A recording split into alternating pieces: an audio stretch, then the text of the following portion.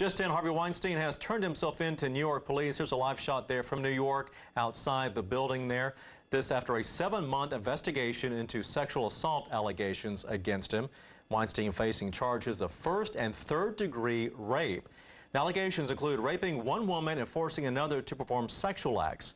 The criminal charges would be the first since multiple women began coming forward accusing him of sexual misconduct. And this really what sparked that Me Too movement. And new overnight, 15 people injured after an explosion at an Indian restaurant in Canada. This happened just outside Toronto. Police now searching for 2 suspects who they say set off an IED. Surveillance video shows the suspects with covered faces during that attack. The Houston Rockets and the Fertitta family offer our sincerest condolences and continued support to all those affected. We are with you now and always.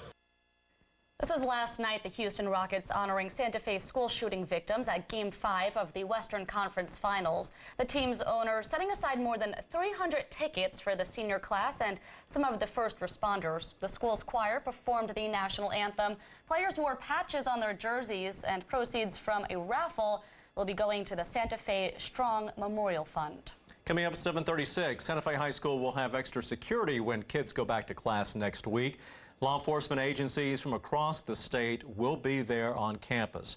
Teachers and staff reported to work on Wednesday and participated in group and individual counseling sessions. Therapy dogs were also provided. 7:36 today, the driver in last week's deadly bus crash in New Jersey set to appear in court. 77-year-old Harvey facing 2 counts now of reckless vehicular homicide after his school bus carrying a group of 5th graders collided with a dump truck last week. 1 student and a teacher were killed in that crash. Officials say prior to the incident, Muldrow had 16 traffic violations and had his license suspended 14 times in the past 40 years. Those violations include things like speeding, reckless driving, and unpaid parking tickets. And on a lighter note, as we said, it's going to be hot this weekend. So not only should you drink a lot of water, but you also may want to jump in. Jump right on in. And Taylor Neville joining us now with some safety tips if you're planning on taking a dive this weekend. Taylor.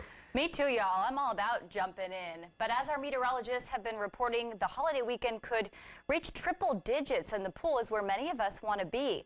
But trouble can quickly start if you don't have your eye on those swimming, especially the little ones. More important than watching is in young kids or kids that are weak swimmers is to make sure that that kid is sort of never more than an arm's length away from you.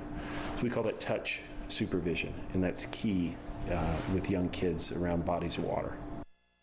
Sadly, so far this year, Texas has already seen 22 deaths associated with drowning. It is the leading cause of death for children ages 1 through 4. Now, we want to remind you, if you're near a body of water, especially with alcohol involved, please be careful and vigilant.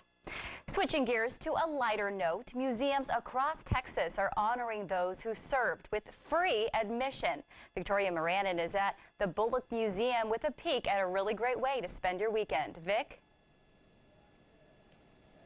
Hey, Taylor. Well, there are thousands of museums nationwide, including several here in Texas, Austin, San Antonio area, 17 overall, so-called Blue Star Museum. So we have Kate Betts here with the Bullock Museum. The Bullock Museum is a Blue Star Museum as well. So what does it mean when the museum is designated as a Blue Star Museum? Right, so that means that between Memorial Day and Labor Day, any day of the week, any time that we're open, military, active duty military, and their families are free admission to the museum. All right, so tell us a little bit about this exhibit that we are in right now, along with what we're looking at right here. That's right. So we're standing inside the rodeo exhibit, which is up now through the whole time that Blue Star will be open, actually through the end of January of 2019. And what you're looking at is some really amazing artifacts from the Girls Rodeo Association. So early in the 20th century, men and women competed together, but then as the sport professionalized, women got pushed out. They didn't really take that, so they started their own association, and so you're seeing chaps, spurs, boots from those competitors who were just as athletic as incredible as the male competitors. Right. Well, that is incredible. I learned a lot. So real quick, why should people consider visiting a museum, considering that Memorial Day happens to be the official start of summer. That's right. Memorial Day is the start of summer here in Austin and San Antonio. It's going to be quite a hot one. So if you need a break from being outside, a museum is always a great place to go. It's a great place to connect to your history and make memories with your whole family. What a great way to spend a long weekend. Thank you so much, Kate. Well, again, there are 17 Blue Star museums in the Austin-San Antonio area, so you have plenty to choose from this weekend. I'm Victoria Moran, Spectrum News. All right, thanks, Vic. A Northside San Antonio neighborhood has had an unexpected guest, a bobcat there on the prowl. Yeah, John Salazar joining us now in that area where the wildcat has been spotted. John, I know you're keeping a close watch of your surroundings this morning. I am, and I just saw Blaine Matera just drive out of the neighborhood.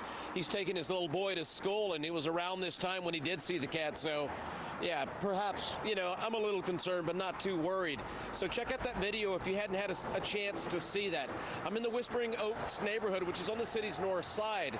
And artist and musician Blaine Matera videotaped that large cat Wednesday morning. His neighbors first saw the cat some 2 weeks ago. Then Blaine saw it on a neighbor's lawn, pulled out his camera and started rolling. Now, based upon the video, it looks like a desert bobcat. As you can tell, his legs are very long and his body is tall. Now, wildlife experts say if you come across any wild animal, doesn't matter what it is, just stay away. Matera understands that urban life and wildlife sometimes cross paths. We're obviously encroaching on their original territory, you know, and so, you know, I don't know. I mean, I don't know what you're going to do about it, but it's just kind of one of those things that kind of comes with the territory, so to speak. You know, this area of town is pretty heavily wooded, and there's the Phil Hardberger Park, which is not that far from here, so it's not unusual that people in this area spot wild animals, and sometimes we see coyotes, lots of raccoons. In this case, a very large bobcat, and he's probably thirsty.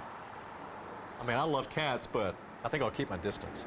I like cats whose legs aren't that long. Right. And who purr. All right, let's get a check of your weather.